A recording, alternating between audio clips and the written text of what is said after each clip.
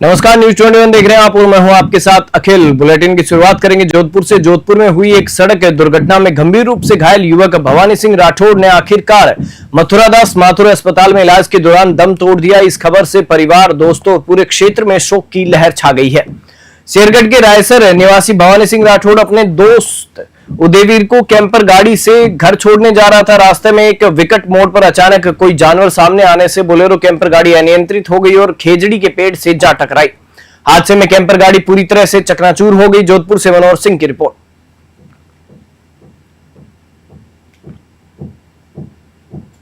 नगर परिषद धौलपुर के town hall में गुरुवार को एक जिला स्तरीय सहकारिता एवं रोजगार उत्सव का आयोजन किया गया। यह कार्यक्रम जयपुर में आयोजित राज्य स्तरीय मुख्य समारोह से वर्चुअली जुड़ा रहा, जिसमें केंद्रीय गृह एवं सहकारिता मंत्री अमित शाह मुख्य अतिथि के रूप में शामिल हुए।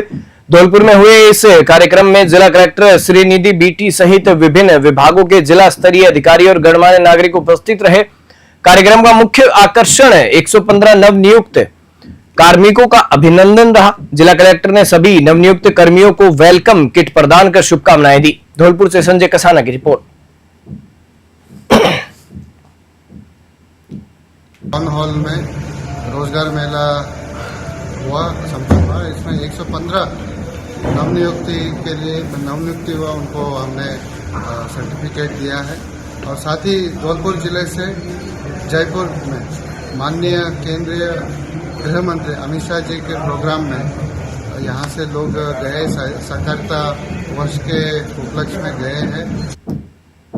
दौसा जिला मुख्यालय पर सर्व समाज के प्रतिनिधियों ने जिला कलेक्टर को एक ज्ञापन सौंपा। इस ज्ञापन में श्रावण के पवित्र मास में खुले में बिक रहे मांस और मदिरा की दुकानों पर पर्दा डालने या उन्हें बंद करने की मांग की गई है। साथ ही साथ आपको बता दें कि ज्ञापन में कहा गया है कि देवशयन के बाद के 4 महीने पवित्र माने जाते हैं, जिसमें हिंदू धर्म का श्रावण मास और जैन धर्म का चातुर्मास भी शुरू होता है। विशेष रूप से दौसा में अवैध मांस मदिरा की बिक्री से वहां से गुजरने वाले श्रद्धालु और कावड़िए परेशान होते हैं। दौसा से अश्विनी जांगेड़ की रिपोर्ट।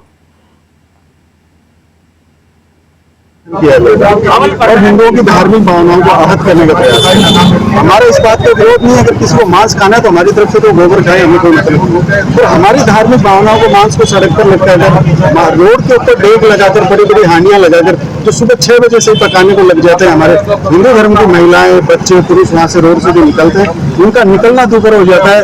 बड़े बड़े एग्जॉस्ट फैन लगा लेते हैं और वो जो धुआं होता है मांस पकाने का, वो गंध होती है, वो लोगों के मुंह पर फेंकी जाती है जानबूझकर और धार्मिक भावनाएं भड़काने का प्रयास किया जाता है। तो प्रशासन ने बिल्कुल आंखें बंद कर रखी है, देखकर भी अनदेखा कर रहा है प्रशासन। इसके विरोध में आज यहाँ है तो तुरंत इन लोगों पर कार्रवाई हो। इस तरह के जो ये काम कर रहे हैं ये बंद होने चाहिए। प्रदर्शनी की जा रही है। हम लोग सनातनियों को आने जाने में बहुत समस्या होती है। हमारी माताएं, बहनें या हमारे जो भी पुजारी हैं, सेवक हैं, जो भी हैं, सबको परेशानी होती है, बदबू आती है। तो हम ये चाहते हैं कि ये जो खुले रोड पर इस प्रकार का जो मांस लटकाकर जो बेचा जा रहा है, इस पे शासन की तरफ से कोई ऐसी उचित कार्रवाई हो। सहकारिता दिवस के अवसर पर 17 जुलाई गुरुवार को दौसा जिला परिषद में एक विशेष कार्यक्रम आयोजित किया गया। इस दौरान जिला कलेक्टर के दिशा निर्देशों के अनुसार सभी कर्मचारियों ने डिजिटल माध्यम से जयपुर स्थित दादिया ग्राम में आयोजित कार्यक्रम में केंद्रीय गृह एवं सहकारिता मंत्री अमित शाह के संबोधन को सुना। इस अवसर पर दौसा जिले में रोजगार नियुक्ति पत्र भी प्रदान किए गए, जो युवाओं के लिए नई उम्मीद और अवसर लेकर आए हैं। दौसा से अश्विनी जांगेड़ की रिपोर्ट।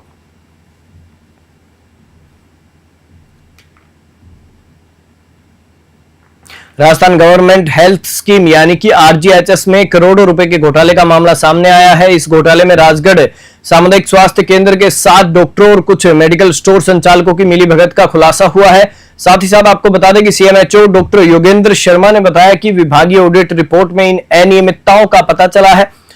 उन्होंने बताया कि रिपोर्ट से सामने आया कि बिना बीमारी के ही मरीजों को महंगी दवाएं लिखी गई। जयपुर क्वालिटी सेल की रिपोर्ट के बाद रामगढ़, राजगढ़ और अलवर के कुल 11 डॉक्टरों को कारण बताओ नोटिस जारी किए गए हैं। राजगढ़ से अखिलेश वशिष्ठ की खास रिपोर्ट। देखिए, आरजीएचएस की जो जांच है पूर्व में की गई थी, जो कि 2 सीएचसी तो पीएससी अपनी आई थी, इसमें शहरी पीएससी पहाड़गंज और शिवाजी पार्क, और सीएचसीओ में राजगढ़ और रामगढ़ है। और उनकी जांच पहले की करवाई गई थी, तो उसमें ये पाया गया था कि जो मेडिकल स्टोर है उनके द्वारा जो बिलों की खरीद के बिना दवाइयाँ दी गई हैं। और दूसरा, जो जांच अभी जयपुर के द्वारा QPCSL द्वारा कराई गई है, उसमें ये पाया गया है कि डॉक्टर्स के द्वारा बिना इन्वेस्टिगेशन के मरीजों को दवाइयाँ लिखी गई हैं, और जो बिल का जो अमाउंट है वो भी काफ़ी ज़्यादा है, और उसमें कुछ दवाएं इस तरह की लिखी गई हैं जो कि उसके मरीज को वो बीमारी नहीं थी, फिर भी वो दवाइयाँ लिखी गई हैं। तो इसमें हमने तो डॉक्टर्स का एक्सप्लेनेशन मांगा है। इसमें राजगढ़ के जो CSC है वहाँ से 7 डॉक्टर हैं, रामगढ़ से 2 या 3 डॉक्टर हैं। इसी क्रम में पहाड़गंज और शिवाजी पार्क के जो चिकित्सा अधिकारी है वो है। वन एवं पर्यावरण अभियान के तहत भाजपा मंडल बागोड़ा द्वारा क्षेत्रपाल गौशाला प्रांगण में एक वृक्षारोपण कार्यक्रम का आयोजन किया गया। कार्यक्रम की अगुवाई करते हुए भाजपा ग्रामीण अध्यक्ष गंगाराम माली ने पौधों की रक्षा और पर्यावरण संरक्षण के लिए सभी से आग्रह किया। बागोड़ा से रामाराम सोलंकी की रिपोर्ट।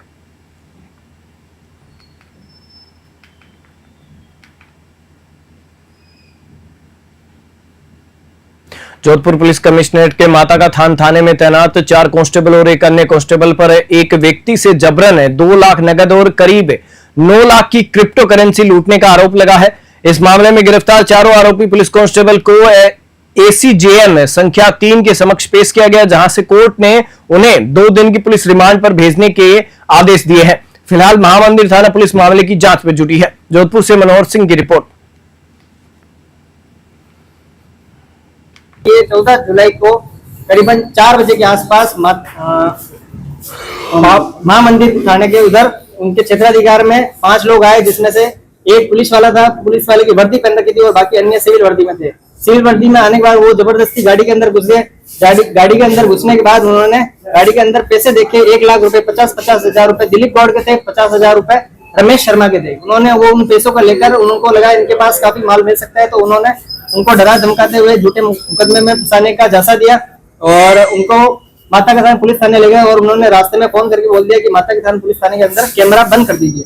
और रास्ते में गए, रास्ते में जाते जाते उनसे पैसे लिए। उनके बाद थाने माता के थान थाने पहुंच गए। थाने में जाने के बाद उन्होंने उनसे फोन ले लिए। फोन लेने के बाद उनसे पासवर्ड भी ले लिए। पासवर्ड से उन्होंने उनके मोबाइल में क्रिप्टो करेंसी देखी। क्रिप्टो करेंसी उन्होंने करीबन 9 लाख रुपए की क्रिप्टो करेंसी थी, वो उन्होंने ट्रांसफर कर दी। इसके अलावा उनके पास और पैसे मांगे तो उनके पास थे नहीं, तो उनकी दिलीप गौड़ के पास उनकी वाइफ का ATM था। उन्होंने near by police station of माता का थान, वहां से उन्होंने 1 लाख रुपए विड्रॉ कराया दिलीप गौड़ की वाइफ के अकाउंट से विड्रॉ किया और 1 लाख रुपए वापिस थाने में गए। थाने में जाके उन्होंने 1 लाख रुपए और ले लिए। करीबन इन्होंने 11 लाख की लूटपाट करी है। बीकानेर जिले के नोखा और लूणकरणसर क्षेत्रों में हुई झमाझम बारिश के एक ओर जहां मौसम खुशनुमा बना दिया, वहीं दूसरी ओर बारिश ने दोनों नगरपालिकाओं की कार्यशैली पर गंभीर सवाल खड़े कर दिए हैं। तेज बारिश के चलते दोनों ही जगहों पर जल भराव की स्थिति उत्पन्न हो गई है, जिससे जनजीवन पूरी तरह प्रभावित हो गया है। वहीं लूणकरणसर में मुख्य बाजार, पुराने मंडी और हॉस्पिटल रोड सहित कई गलियां पूरी तरह से जलमग्न हो गई हैं। वहीं नोखा में नवली गेट, बाबा छोटूनाथ स्कूल क्षेत्र, रेल अंडरब्रिज, बस स्टैंड और गांधी चौक जैसे इलाकों में सड़कों पर पानी भर जाने से लोगों को आवागमन में काफी दिक्कतों का सामना करना पड़ रहा है। बीकानेर से लोकेश बोहरा की ग्राउंड रिपोर्ट।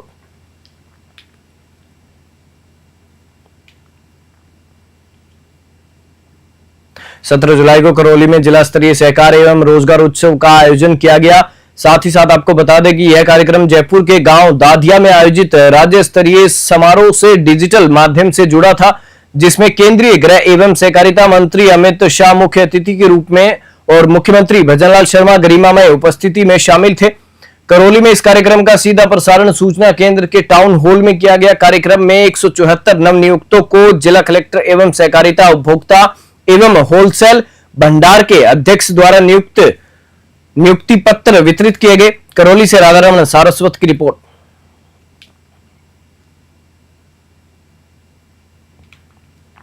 बारां जिले में जन आस्था के प्रमुख केंद्र अनंत राय जी प्यारे राम जी मंदिर रामगढ़ में कृष्णाई एवं अन्नपूर्णा माता मंदिर और अंता के गोवर्धन नाथ जी मंदिर का जीर्णोद्धार किया जाएगा। 12 विधायक राधेश्याम बैरवा के अथक प्रयासों के परिणाम स्वरूप देवस्थान विभाग ने इन मंदिरों के लिए कुल 6.80 करोड़ की स्वीकृति प्रदान की है। इसमें से केवल प्यारे राम जी मंदिर के कायाकल्प पर करीब 3.5 करोड़ रुपए खर्च होंगे, जो लगभग 70 साल में पहली बार इतनी बड़ी राशि है। प्यारे राम जी मंदिर के साथ ही रामगढ़ स्थित मंदिरों में सीढ़ियों के ऊपर टीन शेड, लाल पत्थर से सीढ़ियों का निर्माण, पहाड़ी के ऊपर आरसीसी का शेड और अन्य कार्य प्रस्तावित है। देवस्थान विभाग ने इन सभी कार्यों के लिए विस्तृत परियोजना रिपोर्ट बनाने की प्रक्रिया शुरू कर दी है। 12 से हरीश शर्मा की स्पेशल रिपोर्ट। जो भी प्यारे राम जी के मंदिर के लिए, चाहे अंता में गोवर्धन नाथ जी के मंदिर के लिए, रामगढ़ माता जी के लिए जो 6.5 करोड़ रुपए सरकार ने भी सैंक्शन किए हैं, उससे हमारी जो आस्था के केंद्र है, जो मंदिर है, निश्चित रूप से श्रद्धालुओं को और हमारे शहर में निवास करने वालों के लिए बड़े सौभाग्य का विषय है कि हमारा प्राचीन मंदिर, हमारी धरोहर निश्चित रूप से 3.5 करोड़ रुपए लगकर उसमें जो निखार आएगा, तो मैं समझता हूँ हमारे लिए गौरव का क्षण है। प्यारे राम जी मंदिर हमारी हिंदू संस्कृति की धरोहर है और हम सभी क्षेत्रवासियों के लिए बहुत पुरानी मांग थी और मेरा भी एक सपना था कि जो प्यारे राम जी का जो मंदिर है और यहाँ के सभी आसपास क्षेत्र वालों का ये सोचना था कि प्यारे राम जी मंदिर का विकास कैसे हो। और मैंने माननीय मुख्यमंत्री और जो हमारे इसके जो मंत्री हैं जोराराम जी कुमावत, उनको मैं बहुत बहुत धन्यवाद देता हूँ, बधाई देता हूँ, जो हमारी बात को महत्वपूर्ण रखा और हमारे संस्कृति के लिए उन्होंने 3.5 करोड़ रुपए दिए हैं। बायतू क्षेत्र में सौर ऊर्जा ट्रांसमिशन प्रोजेक्ट के तहत बिछाई जा रही हाईटेंशन लाइन को लेकर स्थानीय किसानों में मुआवजे की दरों को लेकर गहरा असंतोष है। किसानों की आपत्तियों को देखते हुए बायतू विधायक हरीश चौधरी ने उपखंड कार्यालय में उपखंड अधिकारी और power grid company transmission project के अधिकारियों के साथ एक बैठक की। इस बैठक में विधायक हरीश चौधरी ने कंपनी और किसानों के प्रतिनिधियों के साथ वार्ता की। उन्होंने स्पष्ट रूप से कहा कि किसानों को केवल डीएलसी दरों के 2 गुना मुआवजे के बजाय 5 गुना मुआवजे के रूप में राहत मिलनी चाहिए। विधायक ने एसडीएम सहित कंपनी के अधिकारियों से किसानों को उचित मुआवजा देने का आग्रह किया। बायतू से राजेंद्र चौधरी की खास रिपोर्ट। जालौर जिले की सायला पंचायत समिति के राजकीय माध्यमिक विद्यालय बोरवाड़ा में शिक्षकों की भारी कमी और आधारभूत सुविधाओं के अभाव को लेकर समस्त ग्रामवासियों, अखिल भारतीय विद्यार्थी परिषद एबीवीपी के कार्यकर्ताओं और छात्र छात्राओं ने मिलकर एक विशाल धरना प्रदर्शन किया। ग्रामीणों के नेतृत्व में आयोजित इस प्रदर्शन के बाद विभाग ने सभी मुख्य मांगे मान ली है। विद्यालय में 4 नए शिक्षकों की नियुक्ति की जाएगी। विद्यालय परिसर में गिरते हुए शौचालय का पुनर्निर्माण किया जाएगा। साथ ही भविष्य में स्कूल की अन्य आवश्यकताओं की समीक्षा कर समाधान किया जाएगा। जालौर से राहुल सोनी की रिपोर्ट।